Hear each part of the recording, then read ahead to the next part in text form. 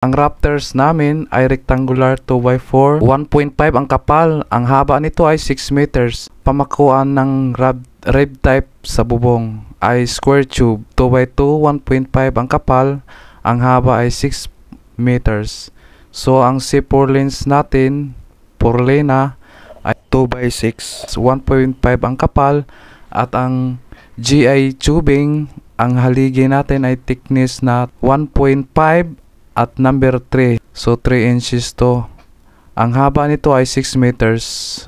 So meron tayong angle bar na 3/16 2mm ang kapal para naman to sa patungan ng rafters sa 2x4. So sa video na ito ay naikabit na natin ang tubular at ang haligi na 3 inch at ang 2x4 na rafters. So matipid to kaysa angle bar. Ang gamit na trusses sa materials medium mataas ang labor noon sa angle bar.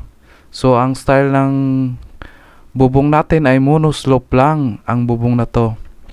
So ito po ang ating mga materials na ginagamit at ang presyo nito. So rectangular tube 2x4, 1.5 ang kapal, 6 meters ang haba.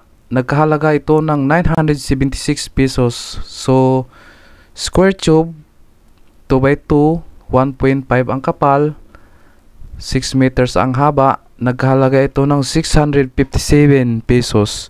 C4 lens 2.6 ang kaniyang lapad, 1.5 ang kapal, 6 meters ang haba, 780 pesos kada isa. So meron tayong color of rib type 0.4 mm ang kapal.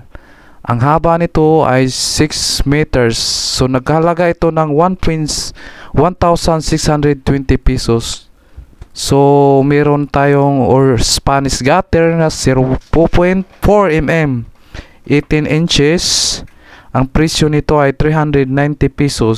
So dito ang presyo sa amin sa Cebu. So flashing gutter 0.4 mm, 18 inches. Ang presyo nito ay 390 pesos. Ang tanong, matibay naman yun, no? Naka full weld naman yan lahat. So ang labor nito ay wala akong nagastos kasi kami lang ang gumagawa.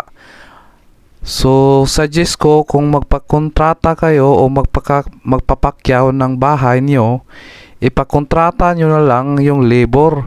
May kontraktor na kontratahin niya ang labor at materialis.